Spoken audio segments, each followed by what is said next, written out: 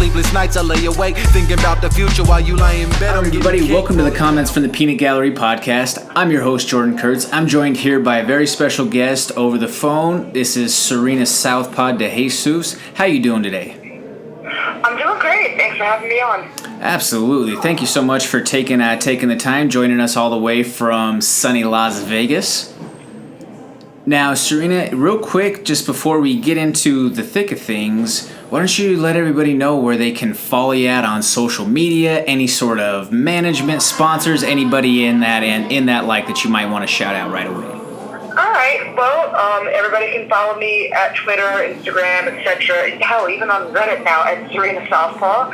I like to thank all my sponsors: Art Painting, Total Nutrition, Fighter Alias, the Healing Panda, and Medicine Valor, along with DeJesus Pro. So thank you guys for helping keep the streak going. Awesome. Yeah, absolutely. So you're 1-0 as a pro, is that correct? Yes. Okay, describe what that transition was like, going from your amateur career into that pro, making that jump into the pro scene. What was that like for you? Honestly, to me, it's not like another day in the office. I mean, the only thing for me that changed was really the rule set and slightly the amount of time that I'm used to like sparring 5-minute rounds in the gym.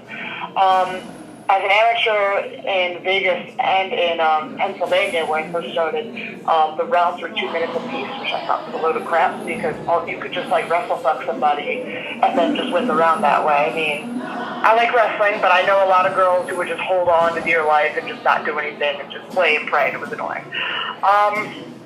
And I can throw elbows now, so woohoo, elbows. So other than that, for me, the transition from amateur to pro was not too significant to me. It didn't feel any different. So everybody gets different feelings, but for me it was okay. Nice, that's understandable. So how long have you been out there? You train out of Syndicate out there in Las Vegas. How long have you been there? I've been there full time since about 2015. I actually started going there 2014.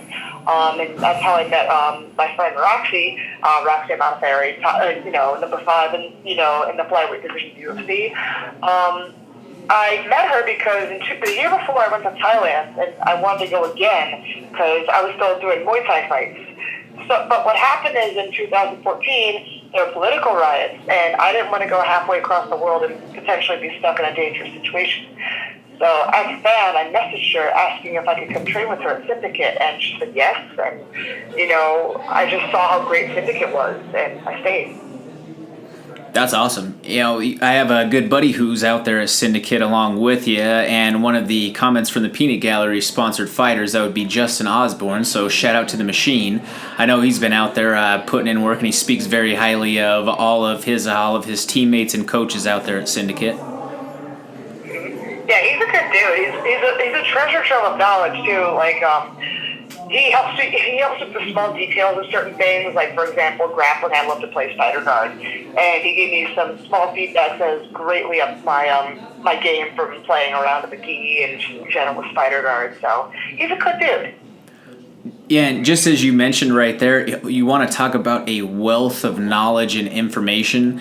My man, the machine, is literally a machine of knowledge. You can ask him a question about, I probably could throw out a question to Justin right now. Hey, do you remember the main event of UFC 74? Or just throw out some crazy event in the past, and he'll know exactly what I'm talking about. He'll remember the entire sequence of that fight and how everything went down. So he is like a sponge when it comes to retaining some of that information. Yeah, I get that, but more like historical facts, more like psychology, sociology, and all. Basically, a lot of humanities and reading. I try to make a little freelance. I've made a little freelance career out of that, actually. So, and my little brother gets help for pro bono, but that's because he's my little brother. That's the truth there. Now, just kind of give us, let us know what has brought you to this point. Who really is, when you peel back the curtain, who is Serena Southpaw? Like, who am I as a person? Like, how have I gotten here? Well, I honestly, like most things in life, I think I've just kind of got there because I'm just stubborn. But I really have enjoyed fighting. Fighting and training in general has really brought me to be able to communicate with people because I'm on the autism spectrum. I didn't really socialize with too many people until I got into fighting, and I advocate how great training is for people on the spectrum, or at least to give it a shot or do things that they're good in their niche for. Like, for example, fighting is great for me because I like routine. So, classes start this day. We're drilling. So, for other people on the spectrum, like doing a set kind of movement for a little bit of time. And most importantly, because I don't feel as much pressure to talk to people because they're all on the same mission as me, which is to get themselves better every single day so they can win their fights or at least give everybody hell. Awesome. Now, I have to ask you, because me and Justin have had some extended conversations about what it's like within your profession as somebody who sits on the autism spectrum. What has been one of the biggest challenges for you, as you've gone through your travels with your career, as you've progressed through time? What is, I guess if you were to say, what is a major difficulty that you have to overcome on a frequent basis? What would that be for you specifically? Some changes in routine. I have some sensory issues, that are manageable, but I try to still hide them a little bit. But other than that, as long as I adapt around it, I'm pretty good. I'm also, with the sensory issues, now we have fight or flight being added into it on fight night, so it's just I have to take a little bit more extra work on my for me, and take care of my mental health a bit more. Now you hit that topic there with taking care of your mental health. What does that look like? Is that is that a sports psychologist? Is that doing any sort of like therapy, or what does that look like specifically?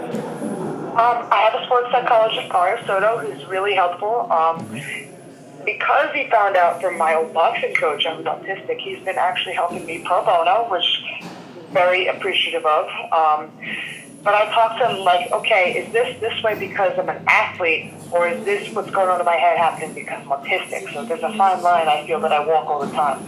We have my one foot in the athletic world, and then we have my other foot in the autistic world, and I guess I'm trying to figure out which one is which all the time.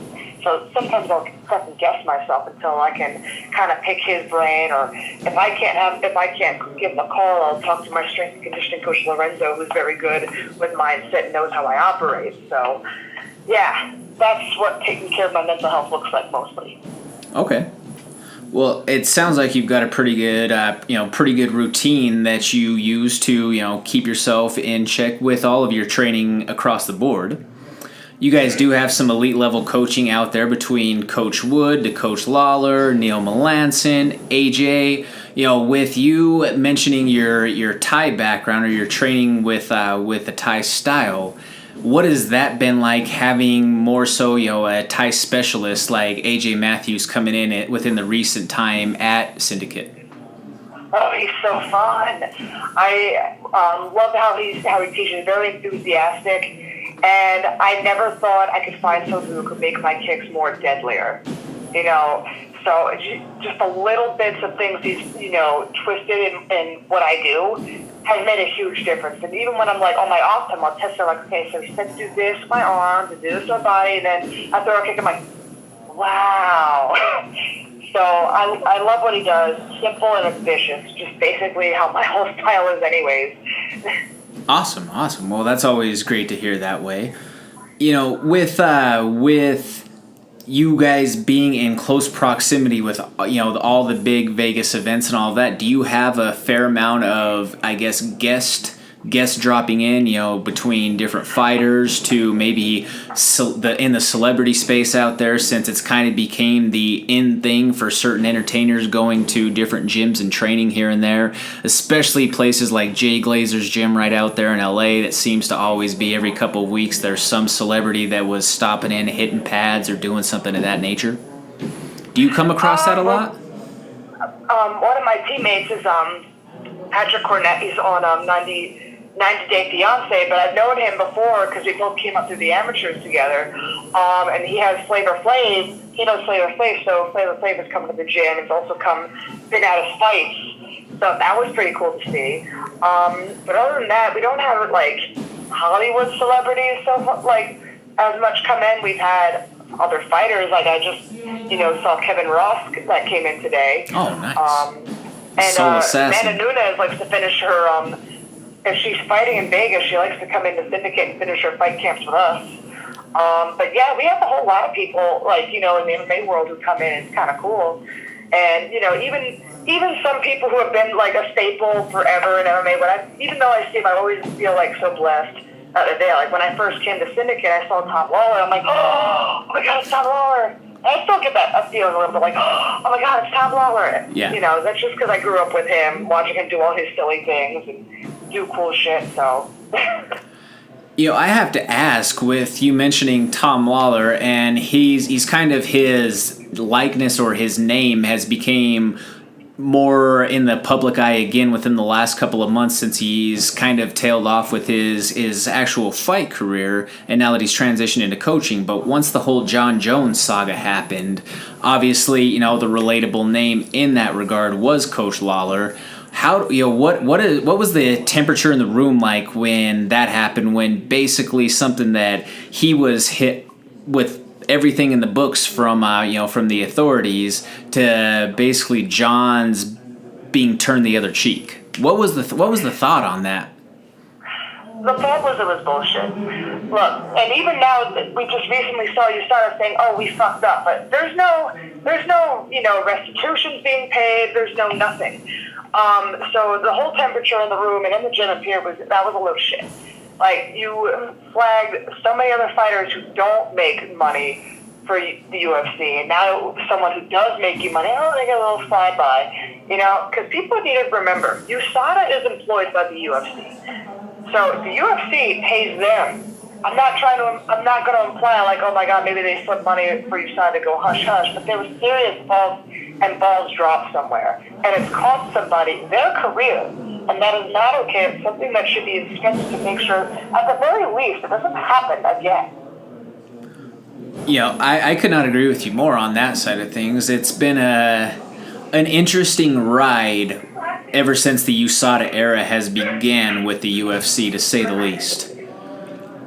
That's you can, and I say interesting in the sense that we've now came to find out that they're not testing for everything each and every time. They're only testing for certain stuff as it goes, especially as we learned with the TJ case. Why isn't something like EPO being tested for all the time? Why aren't some of these other compounds and substances being a regular thing that's being screened for, considering all of the amount of resources that they're dumping into USADA? Why is that not a bigger thing? I was shocked that they came out and said that they don't test for it every single time.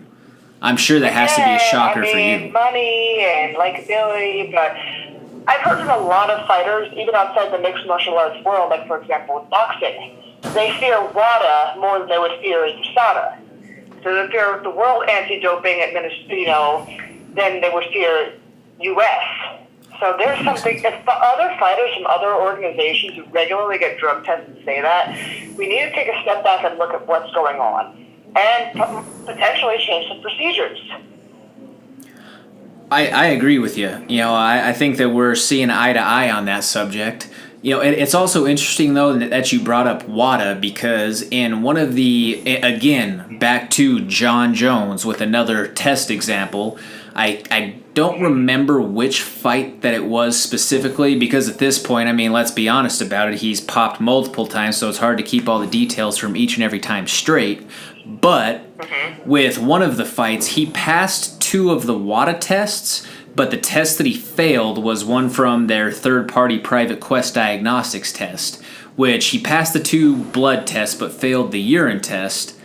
So, I don't know. It just seems like there's a lot of good old boys clubs sometimes going on with the testing that it makes it tough to trust. You want to put your trust in the process, but with there being some glaring inconsistencies, it makes you wonder. You know what I mean? Mm-hmm. And all these things are making everybody lose faith in, USADA and WADA and everybody. It's just, we don't know. As the average person, we don't know exactly what they're testing for now. Now we don't know if they're actually going to do their job right. Now we just don't know. So it's like, what is the point anymore of having these guys if we do not have transparency with the fans at least? Correct. No, definitely. And, I want to ask your opinion on this because it's been something that has been, I'm deep down the rabbit hole of sources of a lot of different forums and MMA chats and all of that sort of stuff, just always trying to figure out different talking points. But after this last weekend with the, did you catch the Andrade and Thug Rose fight? Yes, I did.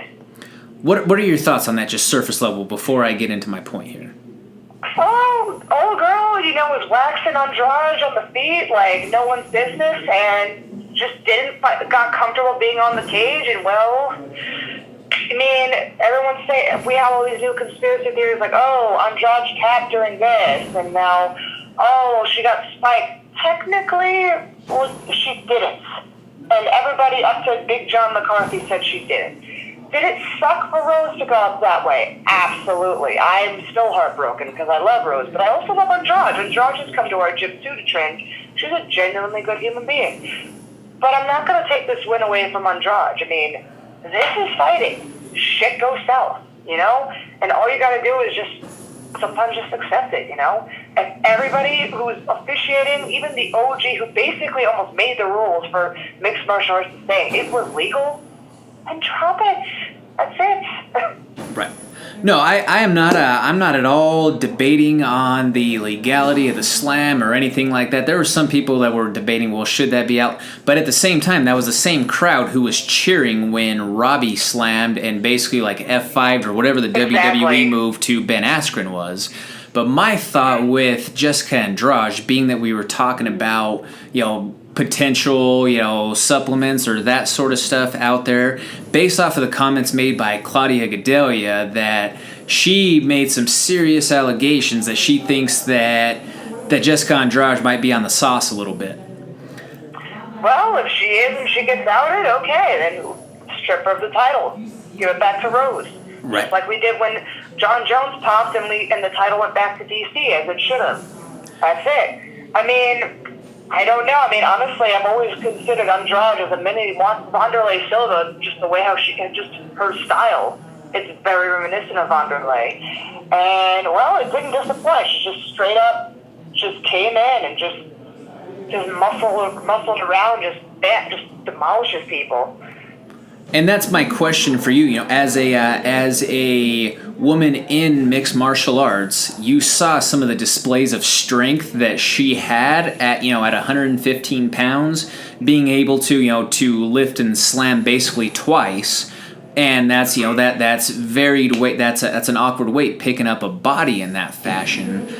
That's not something that you normally see or that you typically see from the women's side in MMA. You don't see a lot of those, I guess, brute strength moves in that regard.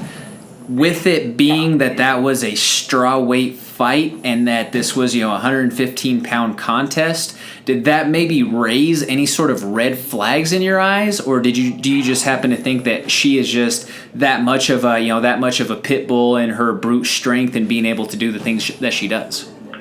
Well, literally this. There was another girl who fought 2 weight classes below. She was a straw, and she just dusted a bantamweight. Does that? This is, like I said, this is fighting. Anything can happen. I think it's bizarre to other people because the last time most of the times we see slams, it's from men. From Rampage slamming people to what happened with Robbie Lawler slamming Ben Askren. We don't typically see women's slams that much. It's very rare. It's like a unicorn. It's like, oh my God, there it is. But it was weird because in strawweight specifically, we definitely don't see too many slams, but strawweights can be just as dangerous. I remember Andrade sparring a former bantamweight teammate, Jessica Rose Clark in our gym, and they were going fucking at it. Pardon my language, was like, she was cool with me because I'm kind of like, I'll hit you as hard as you're hitting me, all right, but like, something escalated with those two. It looked like a fucking war out there, and Andrade was holding her own against DeJesus. It was very interesting to watch. Okay. Well, it's always interesting to hear. Like I say, I just wanted to gain a little bit of perspective and kind of pick your brain about it because obviously, you know, you're someone who has some skin in the game directly in, with somebody like Andrade and mentioning that, that she's came through and trained. So I just wanted to know what your perspective on that was directly. Yeah, I'm just like, until there's solid proof, just let it go. Was it weird? Yeah, for sure. But I'm really, honestly, because don't go on MMA Twitter right now. MMA Twitter is just too much. And just seeing all that, I'm just like, y'all need to take a step back. Don't y'all have a family? Don't y'all have a job to do versus doing this right now? Oh, yeah. It's a nightmare on there because they're like throwing all these accusations out there. It's just like, if it's true, it's true. But let's just chill for a second here. No, I could totally understand you there on that one, and it is very easy to speculate or to throw out some quick judgment on that regard. I'm not trying to point the finger at her by any means. Just like you said, we'll see if that were to come out. It would be something that if it were to be the situation, I guess I probably wouldn't be surprised to see that. I was on record calling the TJ Dillashaw popping for probably at least a year and a half prior to when it happened. Some of my background is working in the fitness industry, working in gyms of that sort. So seeing just kind of the way that the body composition was a red flag to me based off of prior occupation, prior background stuff. To be basically chiseled out of stone and to hold next to no body fat percentage except for in that lower pectoral region right around the lower nipple area, the way that TJ did. That's 100% a red flag to me. That's that's gyno nips right there. That's something that I thought for a long time that he was showing signs of, but he just kept on going through fight after fight without coming hot. Well, even after allegations from guys like Cody Garbrandt, who even named the exact substance that he popped for, it's just kind of crazy.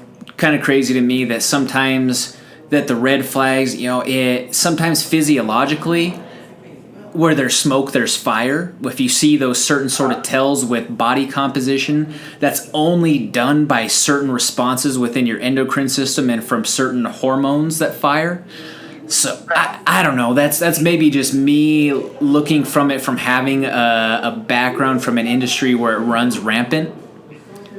But yeah, I don't know. I also have a background in baseball. Everybody knows the background of PEDs in baseball.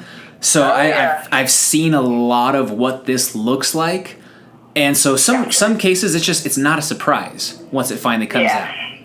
All I know is I'm unqualified. I'm just a fighter. If I had a background in science, maybe I might start calling it my background in psychology. So if there's some psychological problems, like maybe she did some telekinesis and levitated Rose and just slammed her up, then I could probably speak on that. But for right now, I can't. I respect that absolutely. I think that's undervalued. People take that position in that regard. Now, to piggyback on that, you mentioned with your background with psychology, how do you feel that helps you as a fighter? Just knowing those sort of neurological pathways that you may be able to help yourself through. Psychology is good. I went into it in college actually to start learning more about myself. Just me and my autism, the world around me. Like, is this right? Is that right? And just learn about everything. So I did that, and I also did sociology, I did anthropology. I wanted to learn about people, just so I wouldn't stick out as much. But I really enjoyed it. It actually paid off in a very unexpected way. I'm a kids coach in jiu-jitsu alongside Roxanne Modafferi at Syndicate. She has a hard time when kids are crying, knowing what to do. So she's basically like, child's crying, Serena, here you go. And I know what to do, basically, from from college to what to do to keep the kids crying, from crying, like distraction and all sorts of other stuff like that. Like, because kids, they get a little bump, like, because I'm dealing with 4 to 8-year-olds in the class. So kids, they'll cry, but I have to remember, like, hey, is the crying making you feel better? And then they take that second to think, and they're like, maybe not really. Or I distract them, like, teach them how to breathe, so they're not focusing per se on the pain itself, but on the act of breathing, and then they get back into class faster. So little aspects like that has really been helpful for me as a kids coach. That's understandable there. Now, I want to transition a little bit away from the fight game, just to peel back the curtain and learn a little bit more about you for the people out there. Outside of the fight game, what do you like to do? What takes up your time? What is something that helps quiet the noise, if you will, when you're not training? When I'm not training or I'm not working, I like to read a lot. I read a lot about books on stoicism, because my ultimate goal is to be stoic. Stoic is a weird word, because everyone thinks you're just stone-faced and you're cool with whatever. No, I want to be able to handle whatever mental challenges, or just things life will throw at you without being anxious, without, feeling under pressure. So I read a lot of those. I read novels. I love my anime and video games. Can't take that away from me. Are you a Dragon Ball Z fan? Yes. It's been a hot minute, but yes, I did. I grew up on that. That on Toonami, that was my shit. Nice. My brother was a big fan of all of that Toonami stuff. I was probably, I was a kid who never watched a ton of TV growing up, as far as like the cartoons and all of that. So I always take the word of everybody. A lot of my friends and teammates over here at Factory X are huge fans of Dragon Ball Z. And a lot of the anime stuff in general, just because of the heavy martial arts base, obviously. So just half the time, I'm kind of that guy who's sitting there in the conversation of stuff going back and forth between them, about talking about, the different characters. And I just nod my head and act like I know what's going on. And I just take your word for it. Yeah, there's one anime I'm watching right now called My Hero Academia. It's gotten pretty popular right now. But I relate to it on such a spiritual level, because of the main character. Long story short, the main character doesn't have superpowers like everybody else around him, but he wants to be a superhero like everybody else around him. And he had to earn his superpowers, basically. Me being on the spectrum, I relate to that a lot. Because honestly, if someone told me 5-6 years ago this would be my life, I'd be training with one of my heroes out in Las Vegas, I would have thought they were on crack, quite honestly. I didn't exactly picture myself being here. I was an MMA fan since I was a little girl, because my dad got VHS tapes of the UFC, and I watched them with him. But I didn't anticipate I'm going to be a fighter until I just really went into it. And so that anime in particular hits me on a spiritual level, and I just enjoy the hell out of it. That's awesome.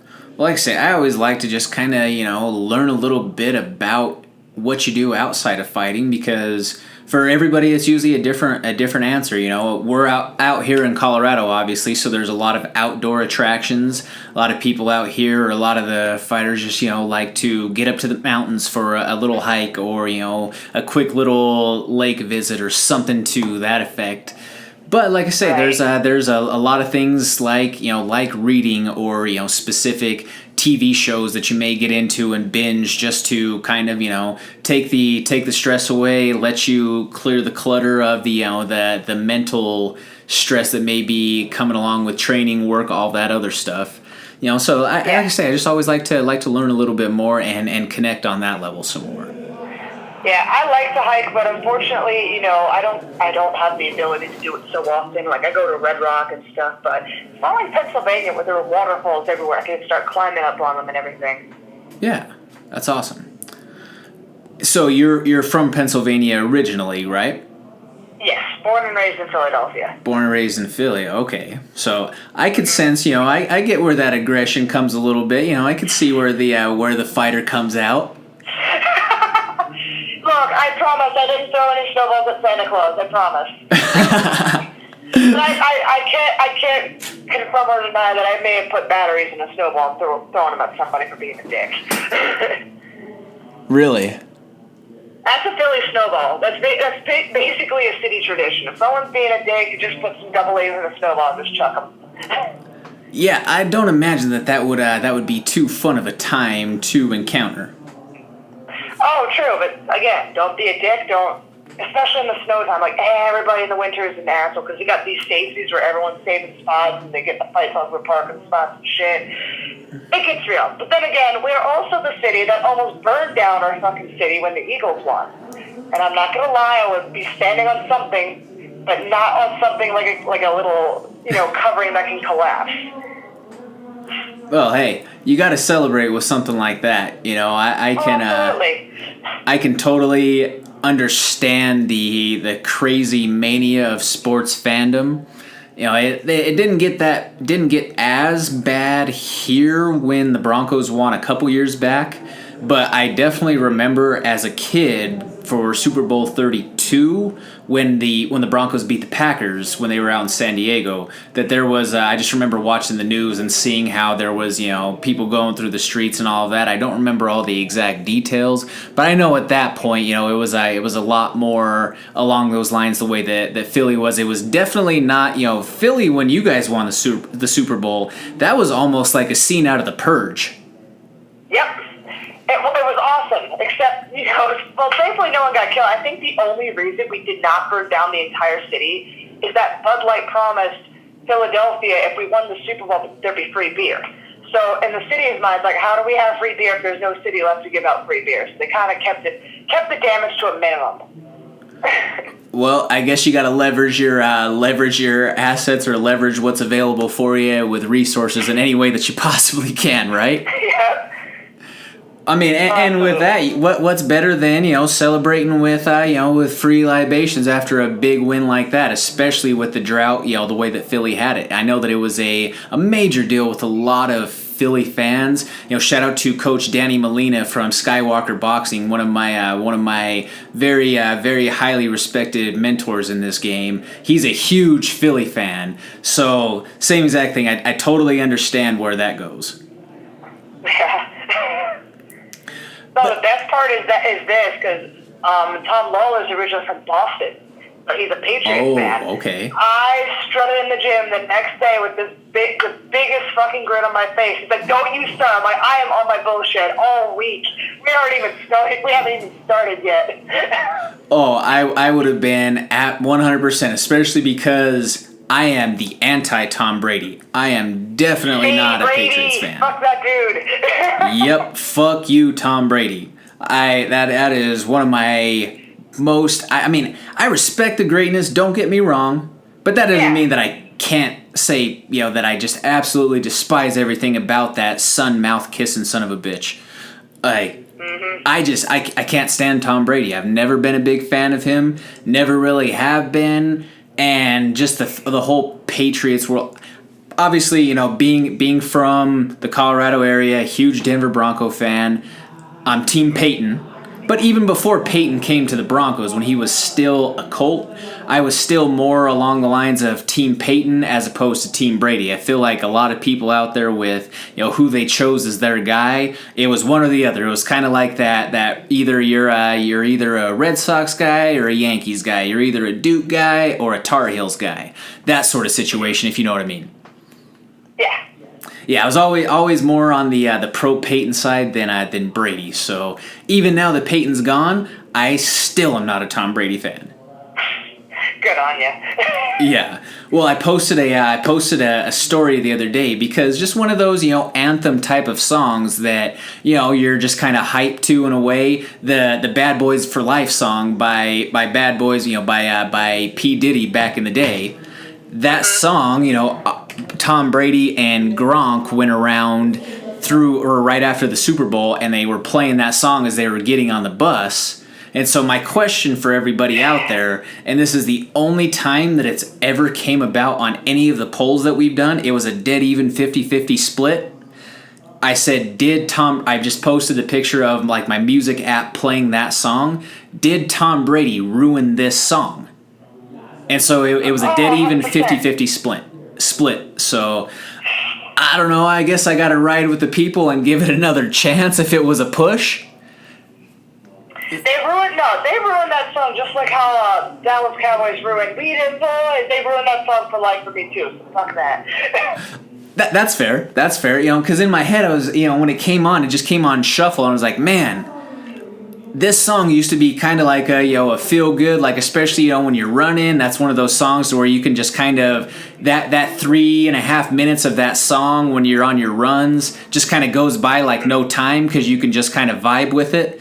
But the whole time I was thinking like, God, all I think of is Tom Brady and Gronk right now, and I don't know how I feel about that. So I'm glad that you shared that same thought that I have on that. Yeah.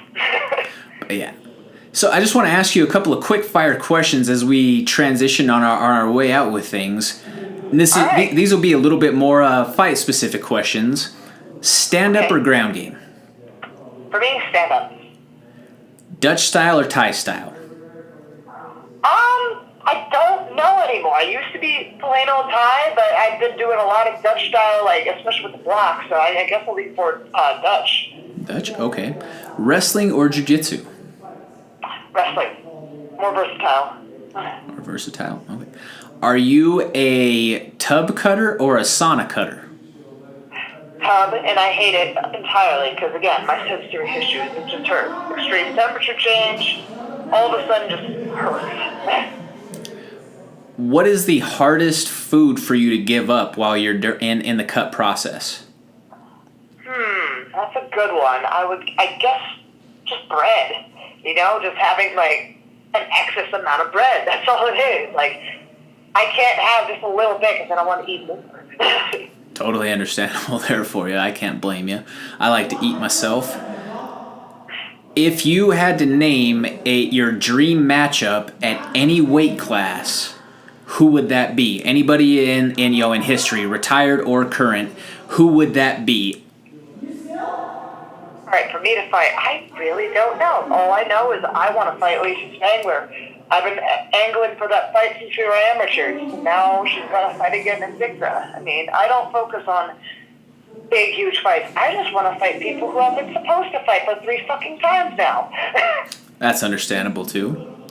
Well, I was going to ask that, of all time, if you were to say, if you were to have that dream, say the big marquee lights matchup, whatever, of anyone from any class, doesn't matter, super fight situation, who would you want to go out there and, take the walk against? It could be someone like a Ronda to Gina Carano to, Nunes to whoever it may be out there. If you were to say that, why not Ronda? Fuck it. I mean, my style would be great anyway, so why not? I always like to test myself, so fuck it. Why not her? Go with Ronda? Okay. Oh, hell yeah. Well, and I feel like that's not the worst one to say in the world too, because obviously there would be a nice bag waiting for you if Ronda was in the mix. Mm-hmm. Always. Yep, absolutely. With her obviously being one of the biggest pioneers within women's MMA, and her making the transition into pro wrestling, is that something that you would ever maybe see yourself doing, going into the sports entertainment end of things once the fight career starts to get to the end of the road, or would you just kind of, once fighting is done, you're going to pursue some other avenues? It honestly all depends on how good of a shape my body is. I mean, if my body can still do stuff, I mean, I wouldn't mind. One of my teammates is actually a pro wrestler as well. She's engaged to Jeff Cobb from New Japan and Ring of Honor. And she also does pro wrestling herself. So once I learned basically watch pro wrestling like an anime or some people call it a redneck soap opera, it actually became a lot more entertaining for me. And me and Roxy always have a good dynamic, and we both kind of have the nod, like, if we ever go in, we're going in as a tag team duo. Because, you know what, fuck it. I like to do things. I'm never the type of person who wants to sit around at a desk and do nothing, because that would literally just be the worst thing for me. Like, mentally, physically, spiritually, sitting at a desk was never good for me. I mean, I feel like that's what makes you fighters the great athletes that you are. If you were comfortable with being comfortable and that just to a certain extent level of physical complacency and a sedentary lifestyle, you wouldn't be who you are. You wouldn't be that person who is pushing themselves every day in the gym if you were okay with the status quo. I think that's a testament to your mental fortitude, that you're willing to put yourself in uncomfortable positions in order to test yourself on a regular basis and figure out who you really are and how strong your mettle really is. Agreed. I just want to ask you real quick, as we've been chatting for a little bit now, is there anything that you might want to get out there for your fans or the people listening that we might not have touched on up to this point? No, I think we've covered all the bases. I just really want to appreciate, thank and appreciate all the people who supported me. I'm now doing autism self-defense seminars here in Las Vegas, here at Syndicate MMA, and last month was a pretty good one. I had Justin Osborne helping me along with my little brother, who's also on the spectrum and is a freshman varsity wrestler in high school. Helped me out because honestly, everything I do, money's great, fame's great, but my ultimate goal as a fighter is to make sure that no audience go through what I've gone through. And so far with my two autistic siblings, I'm doing a great job. And, as long as I can spread that gift around, that's all I want. Well, I definitely wish you nothing but the best of luck in all of your endeavors, whether it be career, whether it be on the philanthropy end and giving back to the community and, people who may just need a little bit of an extra push, whether it be just that positive words of encouragement or whatever you might be able to help them out with on the psychology side of things. I think that's very, very, very valuable, and I highly respect that. Thank you. Yeah. So, like I say, I want to thank you very much for taking the time to come on the show today and to open up and share us a little bit more about yourself and where you might see things going. For everybody out there listening and watching along, as you guys can see, we've got a little bit of a new scenery in the backdrop here for us. We've just got some updates here at the studio office here at the Comments from the Peanut Gallery studio inside Factory X. So if you guys like what you see, please visit www.cftpg.com. We do have all of our official merchandise there available. Everything from your Traveler Tumbler coffee mugs to summertime's coming up. Got your tank tops, t-shirts. We do still have our fall and winter collection items available, including but not limited to crew necks, hoodies, everything of that nature. So your support is greatly appreciated, and that goes into the direct benefit of all of our fighters out there. I just want to say thank you very much to Factory X as well as Lion League Music. I want to throw a quick shout out also to my man Lance Spot out there who trains at Syndicate. I'm sure you've ran into Lance a few times. Spent the weekend with Lance a couple weeks ago when he was out here in Colorado for LFA. So shout out to you, Lance, my man. Always good to see you. Now, like I say, Serena, thank you so much for taking the time to come on today. I really do appreciate it. It's been great getting to know you. Yeah, no problem. Again, thank you for having me on. This is awesome. Yeah, definitely. Well, hopefully we can do this again sometime, and I'm interested in following along with the progress of your career, and I'll be out there in Vegas before too long and visiting Justin and some of my other friends that are out there. So we'll hopefully link up and grab lunch or something like that. Hey, bonus points if you do it before or right after I have a fight, because I'm hoping to fight again this summer. We're looking at either July or August. So we'll see. Awesome. Well, hopefully all the stars align and we're able to make all of this happen there for you. Thank you so much again for taking the time. And for those of you out there listening, we are the Comments from the Peanut Gallery podcast. Give us a look on iTunes, Stitcher, YouTube, Google Play Music, any DSP platform essentially. And also check us out at www.cftpg.com. Thank you very much and have a great rest of your night. Signing out.